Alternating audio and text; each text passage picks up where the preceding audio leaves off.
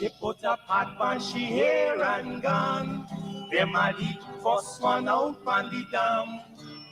Basket on she head, bucket in each hand. Hold up on she frack, I wanna she grandson. To the market, them a go. For the morning, the day is dawning. For cockcrow to give the villagers a warning. Rise and shine, the birds them a sing. All animal take turn as them join in the waking. Cockcrow, dagaba, donkey bray, horse and neigh, even duck a quack. Cockcrow, dagaba, donkey bray, horse and neigh, even duck a quack. Come and hear this sweet story that tell the people about life in the country. All day a back now, me now a come home. Inaga, jackass yard to fetch a load. Cockle shy hand, bag over shoulder, running by his side, a Red Sea and Rover. All right, here's another program of Anansi Web Education. Anansi Web Education. Today we'll be talking about what are the most popular African Guyanese foods, the meals today. And I know your mouth is going to be running water. As we say in Guyana, your watalele drop on the quarantine. And then how have African Guyanese been able to preserve their traditional cuisine? Why should African Guyanese traditional cooking be preserved? And with me is again former President David Arthur Granger, Wayne Caesar. They are with us. You're not seeing Shalon. I don't know. Shalon had to rush off this week, but we will have her back sometime in the very near future. Good evening, gentlemen. How are you guys doing? I'm great. We've just had a successful, well, every emancipation is successful. It's bound to happen on the 1st of August every year. But it's good that we should have a program like this in Nancy to maintain interest in our month, African Guyanese History Month, which starts on the 1st of August and goes all the way to the end of August. So I'm glad to be here. Absolutely. For those of you who are now joining us, please share the link, Anansi Web Education. This is a weekly something. Last week we dealt with preserving African culture, the cultural practices and so forth. We dealt with that last week. This week, we're dealing with foods. And speaking of that, let me give this restaurant a quick plug out there. Linda's Restaurant in Brooklyn. Since we're dealing with food this week, I noticed they have black pudding, they have white pudding. I'm sure they have, this is cassava pone, and then they have metamji, and they have all sorts of things. Let's begin with, though, our first question. Wayne, how are you doing this week, sir? I am doing very well, Mark. Good evening to you and good evening to His Excellency. I am doing very well, yes. And thank you for having me. Thank you so much, Wayne, and good evening to all of our listeners as well. Let's begin. We always like to start off with His Excellency, David Arthur Granger. What are the most popular African Guyanese foods meals today? The most popular ones around in the villages, probably when you were growing up as well. Talk to us, please. Well, the king and queen of African cuisine, as far as I'm concerned, are Mr. Pepperpot and Mrs. Metemji. I think those are the two most popular. They're my personal choices. So I would say that Metem is the most typical. It's difficult to prepare, and it means you have to get all the ingredients, and sometimes it's very expensive to get all of the root vegetables. But that is the head of my list. The pepper pot also, which is based on the indigenous produced kazarip. But now so many families, so many households are producing kazarip that it's widespread. And in many places I've seen on the internet, pepper pot is described as the national dish of Guyana. And metem, pepper pot, cook-up is also very popular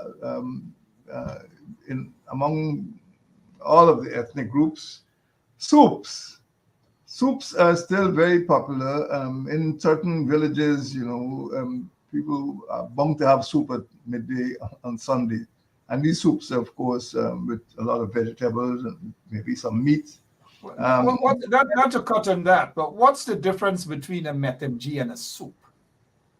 There is a difference.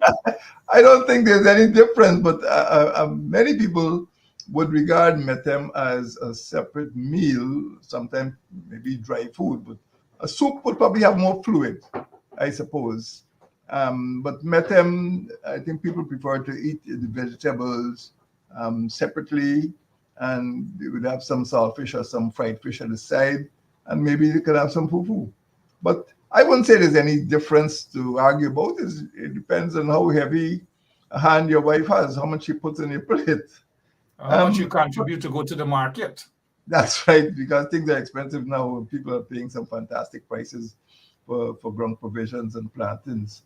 But in addition to soup, many Guyanese still start the day with fish, saltfish and bake. Of course, the bake is not a bake at all. The bake is fried dough. And of course, the saltfish, in the past, saltfish used to be imported cod, and now we use local cavalli or local saltfish. Fufu is difficult to get because it's difficult to produce. Black pudding, well, people won't eat black pudding in the middle of the day. It is a sort of party food or weekend food. Black cake, again, people would maybe prepare that at Christmas time. A cassava pone, as well, is regarded as maybe a dessert or some sort, and then kanki. Again, that is very difficult to produce. And I don't think many people who live in cold countries would have access to banana leaves to prepare kanki the way it should be prepared, wrapped and boiled in banana leaf. And well, people call it kenki, which is the correct pronunciation, or kanki. And I think those are the top 10. The top 10 in my book. Of course, everybody would say what is most popular or what they prefer best. But those are my top 10 African Guyanese meals. And we're glad that you've mentioned your top 10. You did mention, though, pepper pot in terms of African foods. Growing up, and probably even still growing up, we were taught that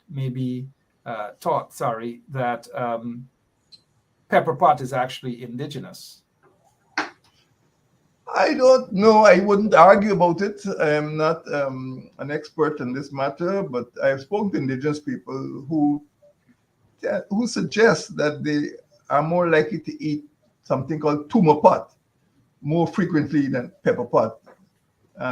Pepper pot has certainly been adopted by African Guyanese on the coastline and so on. But I think on a daily basis, if you go to an indigenous community, they'll probably be eating tumo pot. I'm not sure about the composition about that, but they seem to find it easier to produce tumo pot than pepper pot. And housewives would tell you the cost of genuine kazarip nowadays is prohibitive. And the good thing about it is that once you produce a pot of pepper pot, you can continue using it for several weeks, and just by adding fresh meat. But it is very expensive to produce pepper pot in Guyana today.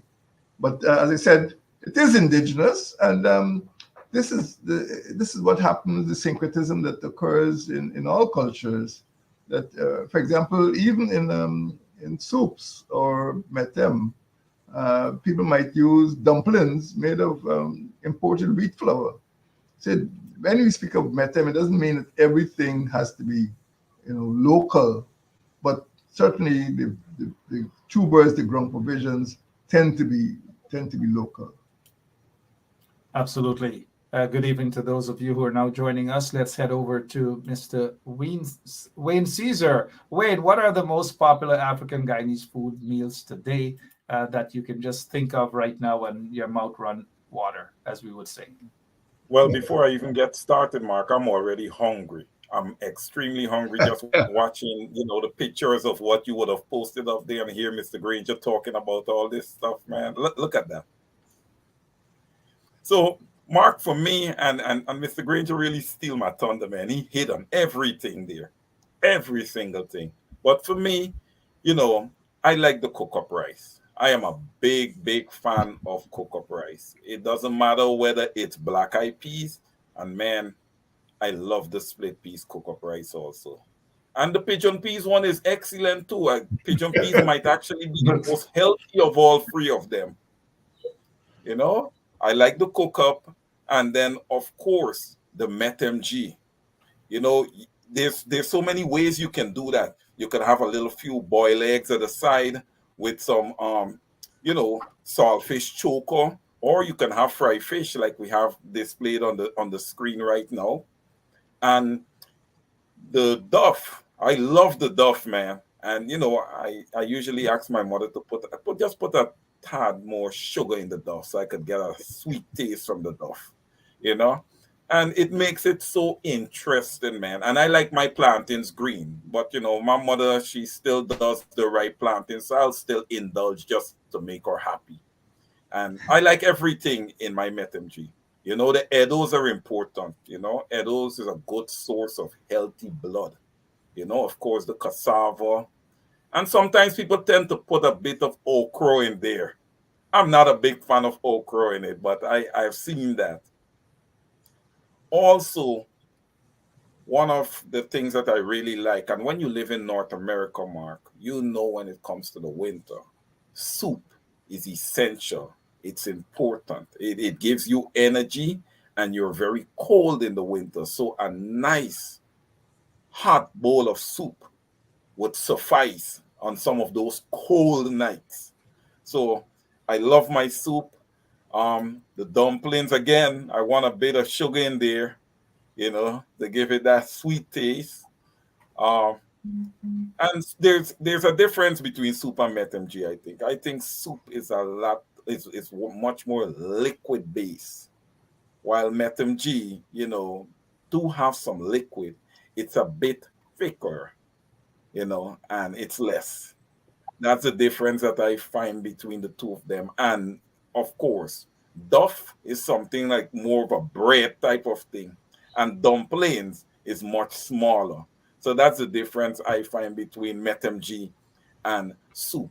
But I also like my black pudding, white pudding, Mark, which I do go down and get at Linder's every time I get an opportunity. I mean, I'm at Linder's every weekend for my white pudding and my black pudding, Polori, amongst other things. But my coconut pone is very important to me. Coconut buns, sponge cake, fruit cake. I know it's a tradition with the black families that we have, the African Guyanese families, that we have black cake at Christmas time. That is a big part of Christmas. And when they throw that rum on there, Mark, sometimes it can do things to you. So you got to be careful of how much you eat, right? And then you have the fruit cakes around Christmas time. And of course, Mr. Granger said pepper pot. And Mark, I agree with you. It's kind of an Amerindian indigenous origin, but it is adopted, as Mr. Granger said, by us. You could hardly find an African Guyanese household that does not have pepper pot at Christmas time. The meat can be how expensive they want to make it. They will find a way with all to obtain their meat and make their pepper pot at Christmas. And of course, you have stuff like coconut pone, conky, which is more of, dessert type things. You might have some sugar cake in there, and other things, tambron balls, all these little things, you'll find in the African Guyanese homes, those kept homes. Over to you, Mark. Yep, thank you so much, Wayne. Sees everybody's getting hungry. I can tell Mr. Granger is getting hungry too. Members in the audience, they're getting hungry. I don't like with me, and we got to be careful these days because for political reasons, people are misusing this word soup. Drink soup on a Sunday, right? But people use it now, drink soup for something else. But we're not going to get into that because this is Anansi Web Education. When you tell somebody that a drinking soup in Guyana is different than a Sunday soup, I don't care what it is, whether it's metemg, whether it's dumpling, whether it's duff. I just bring it on to me. I love the duff in a soup or in a metemg. I love the duff. I love the dumplings because those are my favorites. And don't give me green plantain. Give me some nice sweet potato. Give me some soft plantains, and we can be the best of friends. The best of friends we can be. Those are things that I really love. In terms of the fufu, I remember my paternal grandmother. She loved making fufu, and my paternal grandfather, who was Dutch, loved that fufu as well. Just to watch them put it in the matter, the plantain, peel up the plantain. That wasn't my favorite part. But my grandfather used to say in Dutch, whatever it is that he spoke, and he showed me the sign: peel the plantain, put it in the matter, and then you have the stick, which is called the what's the stick called again? The mortar stick, Mark. The mortar stick. I use that. Pestle, pestle. Oh, yeah. Thank you. Mortar and pestle. There's more in the mortar than the pestle. Yes. That's putting it together very much. As a little boy, this wasn't my favorite part, but my favorite part was eating when it was over. That was my favorite part. And all of these dishes, I'm sure to many of you, it brings back a lot of memories. And even at some point in time, you got to get away from the McDonald's and the Wendy's and these fast foods and get back into these sort of dishes. The cook-up. Well, the cook-up is still my favorite. I don't like it too dry, and neither do I like it wet or soft. I like it nice, like how it's looking on this plate, with a nice couple of fresh pepper from the gardens. And if you're going to feed me, for those of you who like to feed people when they come by your homes, please know what we like. If you're going to feed Mr. Granger, you know what he likes, and same for Wayne Caesar. This steak, and I can tell some of you in the audience already talking about what you like, the cook-up, the kanki, and all these different things. But let's go to the second question, or the second topic. How have African Guyanese been able to preserve their traditional cuisine? How have we been able to preserve these dishes here? Please, Mr. Granger. My feeling is that the most important ingredients were readily available, and that is, in many of them, they were based on ground provisions, particularly metem, things like cassava pone, kanki. These were things that were, well, don't forget that every village was laid out with back dams, with farming sections. So the villages were not just homesteads. They had farming sections, so they produced food. So the type of food that was required for African Guyanese cuisine did not require, families to go to the town, the supermarkets. They could go in the garden, they could go in the back dam, and every week they'd bring out produce from the back dam. So I think that was one of the most important ways of preserving traditional food, because the ingredients were readily available, based largely on vegetables.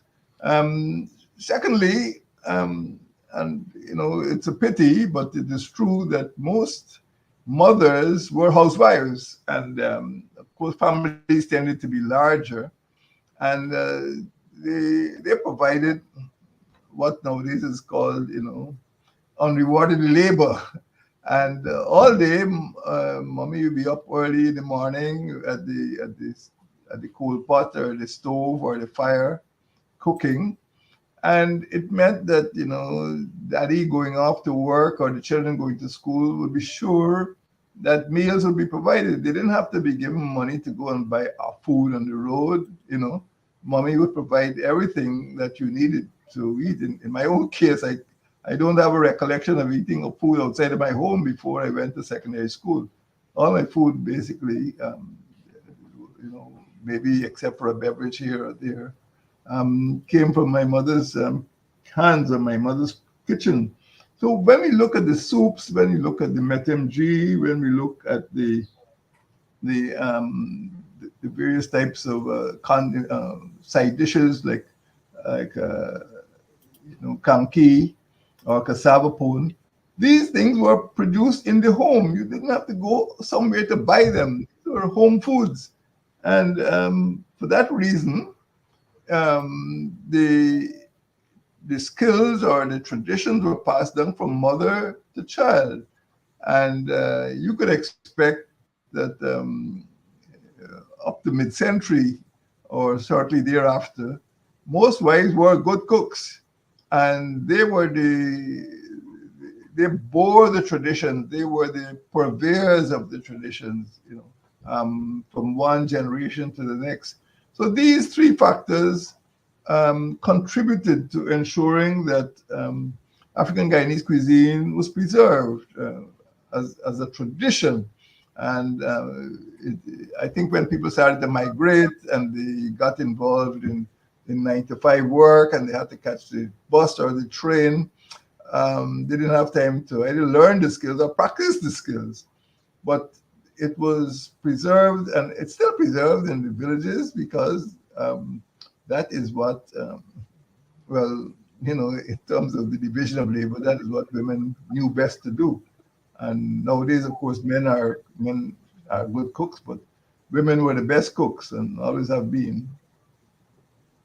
All right, thank you so much, Mr. David Granger. Some men in the audience might be arguing that about some. I've heard conversations in the villages. Men say, "Well, they're the best cook. They can cook this, they can cook that, they can, and all manner of things." But unfortunately, whenever that sort of conversation comes up, I politely ask to be excused for obvious reasons. Mr. Wayne Caesar, let's get to you, my friend. How have African Guyanese, where are we still at that? Yeah. How can we preserve their traditional cuisine? How can we preserve it for the next 100, 200 years, sir? Well, I think one of the ways that we can preserve the African Guyanese cuisines, Mark, is by making these cuisines a part of our everyday life. When we cook, we should try to make sure that we incorporate, what has been a part of our tradition, what has been a part of our history into what, we cook on a daily. Well, it doesn't even have to be daily, but it is 7 days in a week. At least you just try to hit 4 days with, African cuisines. And one of the ways I think that, these cuisines continue to be relevant even today is by, our foreparents and ancestors sharing down, the recipes. And what you would have cooked for your husband and your children growing up is the same thing, because a lot of times, as we hit more into the 80s and more into the 90s and stuff, you had the grandmothers who was actually taking care of the children, because at that time, more women started working, literally having jobs, whether it's public servant jobs and these type of things. They weren't just in the homes working anymore. So a lot of the times the grandmothers would have picked up the cooking and the taking care of the children while both parents went out to work. So those grandparents would have instilled in us, that history of what they would have eaten as they would have grown up, and that's how we learn. And today we can share that with our children. I remember, eating the MTMGs and having the soups and everything when you come home, your grandmother said, "Boy, it's soup today. Go and bathe and change your clothes and come to the table." And this is just continuing our history, continuing to show the growth that is needed in order to keep our traditions alive. And I feel, going forward, we need to look more keenly at our values, because we have kind of stepped away from that, Mark. And I believe that in that time, when you have all these home cooked meals, that people in general were more healthy as compared to today. As Mr. Granger said, he would have ate most of his meals at home until he started going to secondary school. That needs to be the case. Today, so many kids are eating fast food and they're not eating the meals that are cooked in the home. So we need to get back to some of those things. And also, it's a financial benefit to parents, I think, to prepare the meals at home. It's healthier and it's better on the pocket. Thank you so much, Wayne. It's healthier and it's better in the pocket as well. We have a fast food culture these days. That is why in our home, the kids, they know about Guyanese dishes. Little Emma, she knows about her stuff. Well, Ryan, older now, he knows all about that. Jonathan is learning about that. The point I'm making is that it starts right here at home. And so Emma likes her cabbage and her rice. She likes her cook up. She likes, but we can't have Jonathan to eat that. But we got to still introduce it to them and let them know that the culture is very rich. The foods are very rich and they're very healthy as well. Far more healthier than a McDonald's. And I hope they're listening. Far more healthier than a McDonald's and Wendy's and so forth. And so it starts right in the home. It starts right in the home. They love the cook up. They love the little soup. And especially Emma, she looks forward for that, or white pudding and so forth.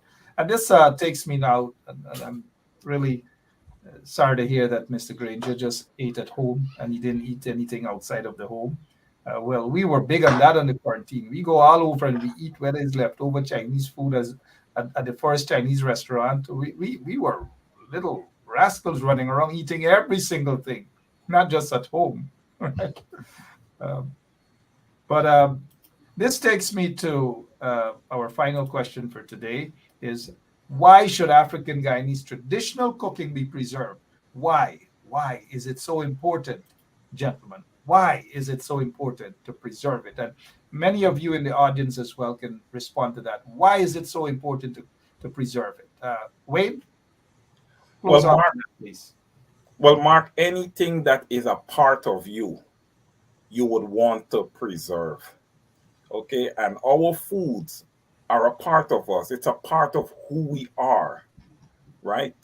Our foreparents would have eaten and lived on those foods, right? Our parents would have lived on those foods. Now we are living on those foods, and we know we're educated on what the foods are, and we are going to raise our children eating those same foods. So it is important and essential. You don't want to get away from your own culture and go into someone else's culture. I don't say that, sometimes we cannot cook some curry, a little curry goat or curry chicken and clap some roti and stuff like that. That is fine and good. There's nothing wrong with that. It's just learning about others' culture and the foods that, they would have eaten. But it is essential and important for us to stick with what has been our bread and butter over the years, which is, foods like the cook-up, the conky, the metemg, the soups, and Mark, even the peas and rice with the oxtail and these kind of things, and the fried fish, and all these things would have been a part of what we would have grown up on, our cakes, So I feel like if that is important and that's going to play an important part in shaping our future, because I feel like if what you eat is very important, because as a people, you need to be healthy.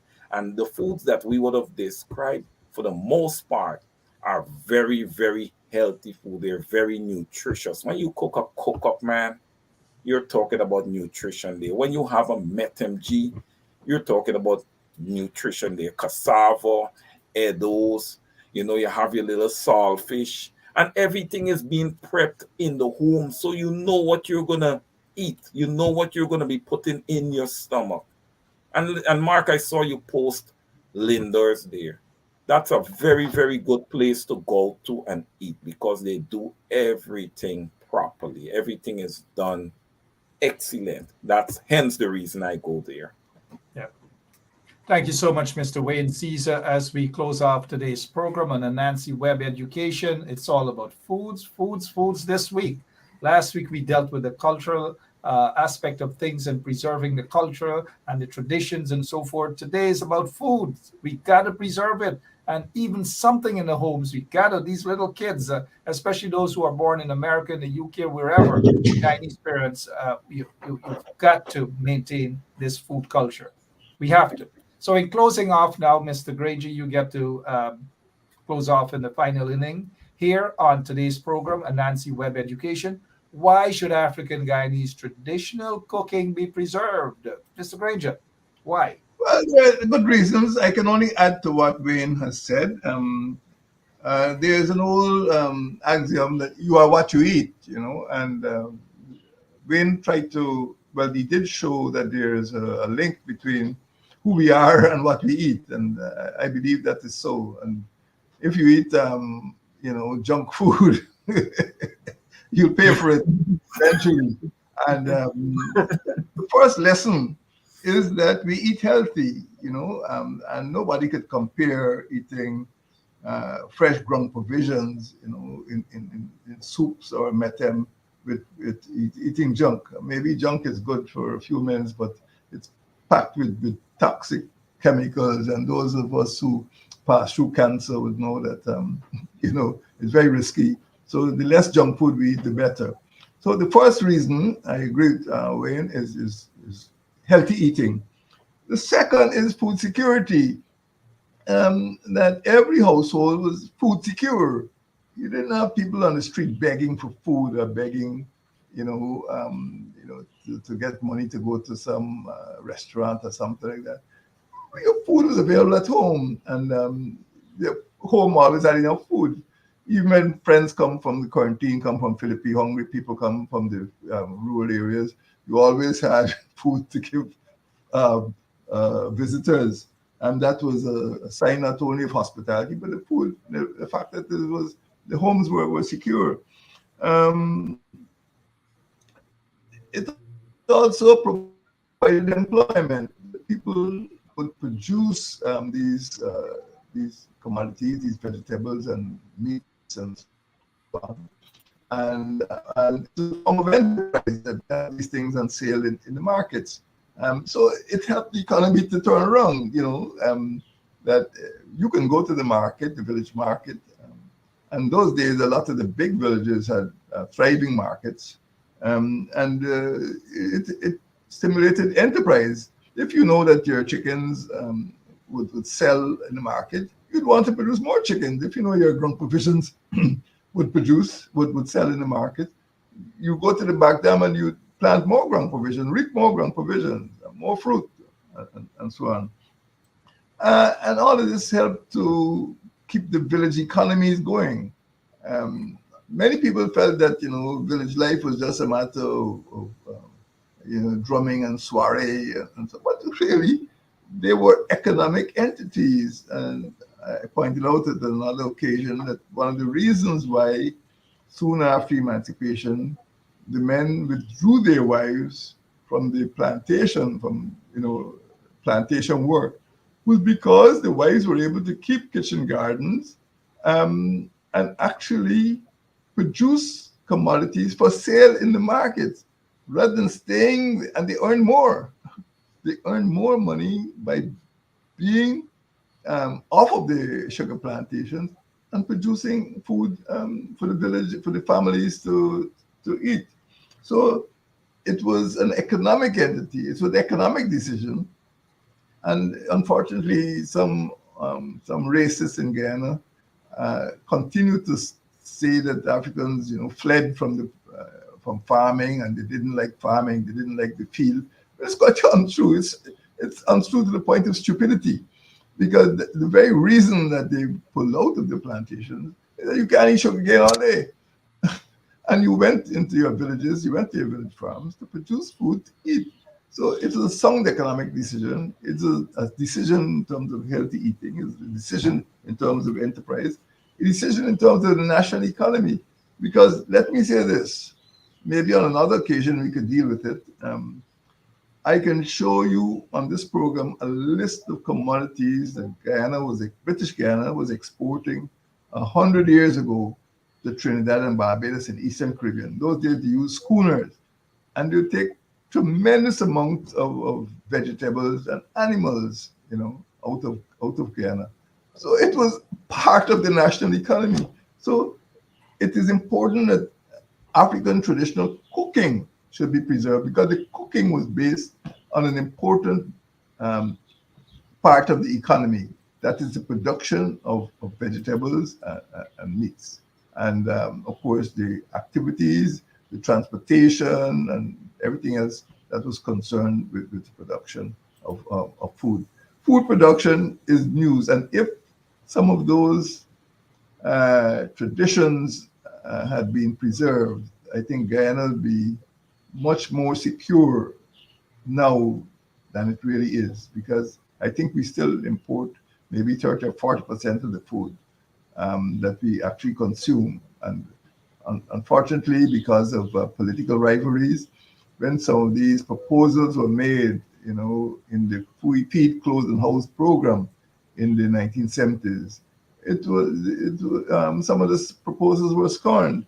And now people are going back to producing some of those foods, which was scorned. There were times when Guyana used to produce canned orange juice or canned bangameri, canned pepper pot.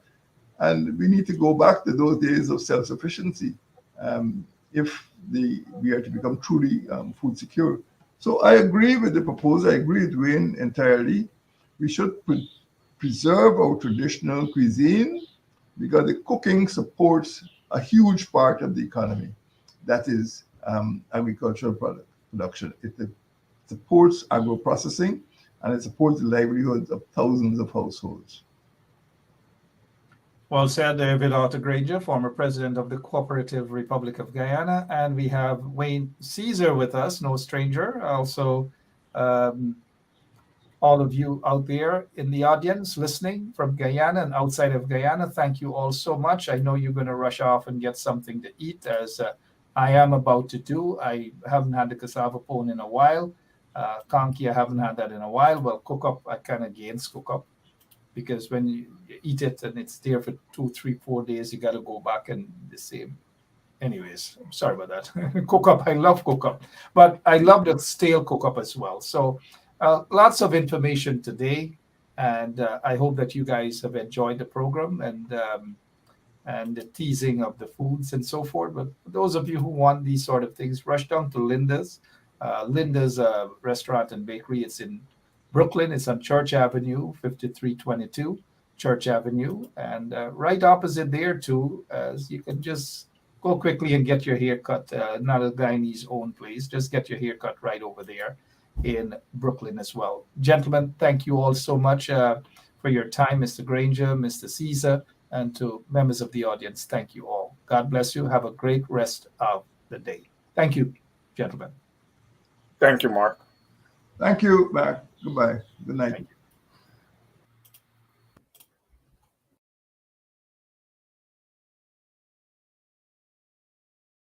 From the farm, them a come.